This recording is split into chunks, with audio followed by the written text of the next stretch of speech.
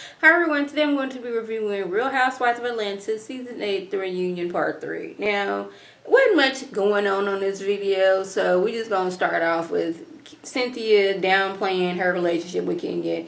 And I agree with Kenya. I would be mad too if I done called you to your face and around other people, this is my best friend, and then your old best friend come along and you talking about something, I don't know that girl right there, who is she?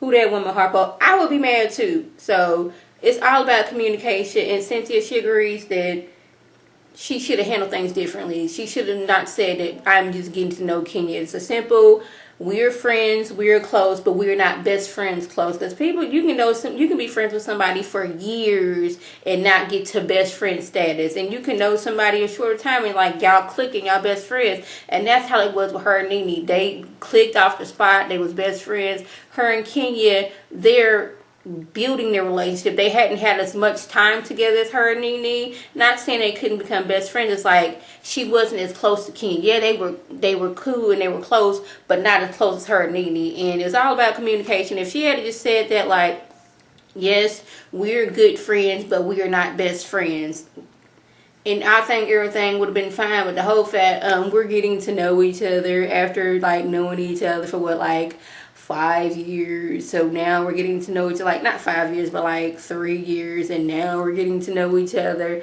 I'd be like, no, we've got to know each other that first season. Now is, we're friends, not getting to know each other. So they bring the men out, and rightfully so. Chris wants to know, who are these people in Hollywood that were talking to you about me and calling me Chrissy? Her only response is Google it. He's like, no, I'm asking you. We got mad over there after he done got done wondering, like eyes wondering what was going on, looking all confused. Like she said, Google it. But I'm with Chris. If you say these things about me like it's the truth, I want to know who said it, because if we just going about rumors, like we can say Kenya be buying her boyfriends.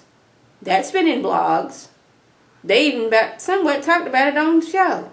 So who are these people? And Kim brought up, you said that you work with me on Living Single. Living Single went off in 98. Her and Chris weren't even married then. They've been married for 10 years. So I'm going to say they've been married for 10 years. I'm say they dated for 2 years. Now we're gonna push it back to like 2015 year when they were doing the show, filming. So that's what, 10 years. That's 2005. I say they dated for 2 years. That's 2003. So what people were Kenya talking to back in 2003, if we're going on this theory, that were out of nowhere, just like, hey Kenya, Kim Field's husband is, we heard some things about him. These are the things I'm trying to figure out, like the timeline of things. And like, just like Kim said, like, you made it seem like I was with Chris back in the day. You had like what, one episode on Living Single, and I'm not trying to be shady, and I'm not trying to take away what acting Kenya has done, but I'm going back to 93. Not 93, but 2003. I remember she was in Delivering Us from Evil, and she had all the 5 minutes on there. So what people in Hollywood were talking to Kenya about Kim Fields' husband, Kim Fields and or her husband, who were these people? Like, Kim Fields at her height. Now, this is where I'm going to go to it at. She said Living Single days. Living Single days, this is the height of Kim Fields' acting career.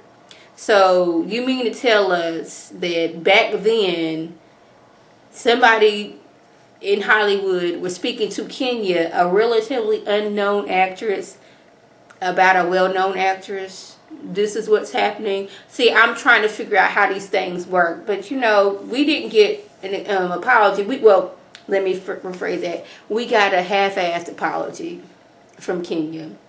All the other girls, like, I'm sorry for what I said, apology. He got an apology from Nene, Portia, and Phaedra. Kandi wasn't there, so she was out.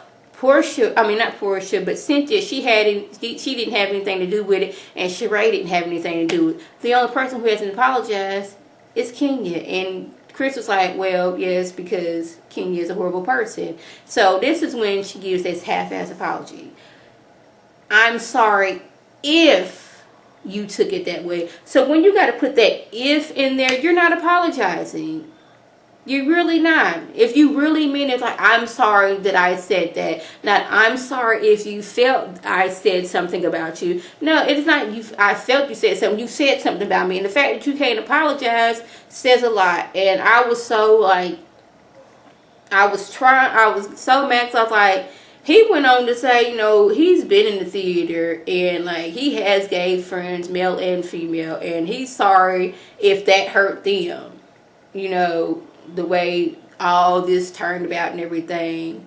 And he was quite upset about it. And I'm like, rightfully so. He's like, I'm not gay, but, like, yes, Kenya, she was really getting on my nerves this episode with this. Like, she couldn't even apologize to the man after she started this. And then she's like, well, I didn't say that. She's like, roll the tape. It's like, well, I worked with Kim on Living Single like 20 years ago, as to imply that they was talking about Christine. Like, Chris wasn't even with Kim back then. I think she married somebody else. So how did this go on? Like, it was making my head hurt. Then I got to thinking about something else. With last week, it just dawned on me when I was watching this episode. Y'all remember when Kenya was talking about how when she lived with her grandmother in Detroit and her mom lived in the same house, and how, like, her mom would, like, walk past her in the hallway, act like, Kenya, you a part of the furniture, you the mirror, you a picture on the wall, you were the couch. Didn't she say how the granddaddy was like, don't bring no babies into this house, and she went to live with her dad? So what, did daddy have, the granddaddy have a change of heart, and Kenya came and stayed with them? I was trying to figure out, you know, timeline on this. Like, granddaddy was like, okay, you here now, you done hunted us down, so we're gonna let you in. Like, I was really trying to figure out what was true, what wasn't true, what was making sense, and what wasn't making sense. See, I told y'all before that I didn't think Phaedra was the one that called the feds, because they was talking about where Apollo's stuff was all the time on the show. So I'm pretty sure that the feds was watching them just in case somebody up and slipped up. And it was actually KANDI'S the one that said something on Watch What Happens Live. Yeah, they all was up there, even Kenya. I'm pretty sure that Phaedra is the one that called the feds. Like, come on, this is Phaedra. But it was KANDI on Watch What's Happened Live was discussing how Apollo had stuff at her house. And that's how the feds got to know where Apollo's things were. It was KANDI. Yeah.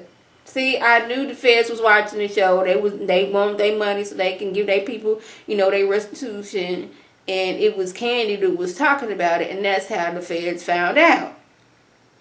Yes, but Phaedra, she's upset. She's like, the fact that you would think that I would send the feds to your house and you were pregnant, like, I know that we ain't been close, but the fact that you think I would do that is like, really? Then Phaedra and Ty got to going into it, and she was like, you was out there hanging with my husband, you was out there drinking, doing this, that, and the third, and this is when the money issue is. She's like, you was out there hanging with Apollo, y'all was going to the club, y'all was out there drinking and all that stuff, you ain't saying nothing about the money then. But Ty was like, I had to deal with you and not Apollo, and we said that from the beginning. And KANDI, she's going off as like, you do certain things like this, like the fact that you went on and paid the bill 2 weeks before we got to filming the reunion, like, so you can bust out and say, hey, I didn't pay my bill, but it took her like 2 years. Like, you was on this money. We was talking about it before Apollo got sentenced or even knew about Apollo being in any type of trouble. And Ty was like, you know so much about what I'm over here doing. How is it that you did not know the doggone it Apollo was stealing people's identities and he lived in your house? You smarter than that, Phaedra. And I was like, I'm glad somebody is saying it, because, like,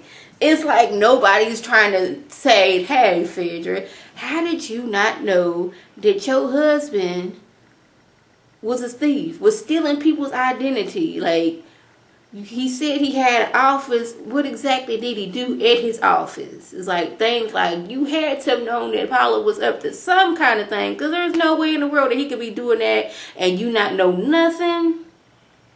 But then Phaedra's like, well, the reason why I didn't pay was first Apollo got sentenced. Well, he went to jail. Then he got sentenced and he was getting shipped off. I had these 2 kids who y'all don't care about. It's like, you owed that money before then. don't use Apollo going to jail as an excuse why you didn't pay.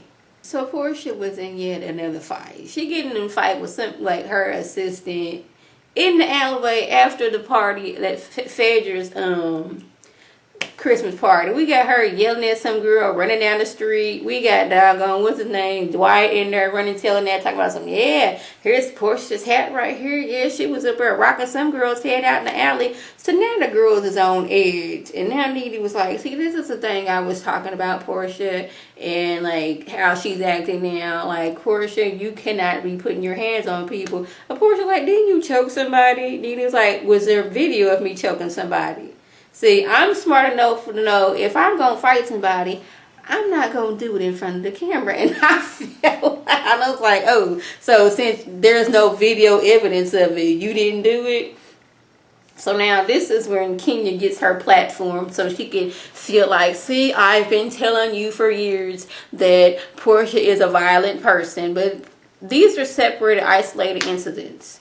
With you, when they filming the reunion, they're up there for hours. I'm pretty like 8 hours up there talking about whatever, stopping, getting makeup reapplied. So there's no telling how long that Kenya had that scepter and that blowhorn.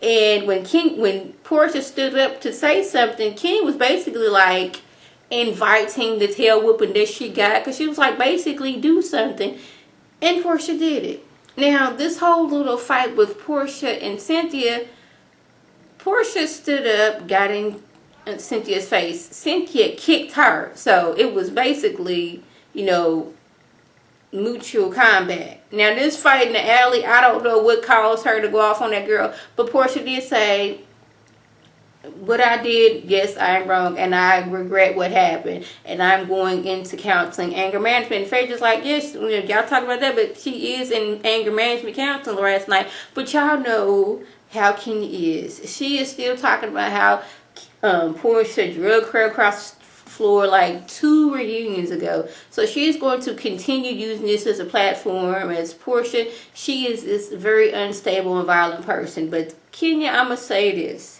As a person who grew up in Detroit, you can't sit here and tell me that you ain't seen somebody one person get into multiple fights. So I'm not gonna let you sit here and act like, oh my goodness, the fact that somebody is fighting in my presence. Now I know you were seen a fight or two in your life, and I'm pretty sure you had some homegirls that got in fight too. You probably got into a fight to yourself, but don't nobody know about it.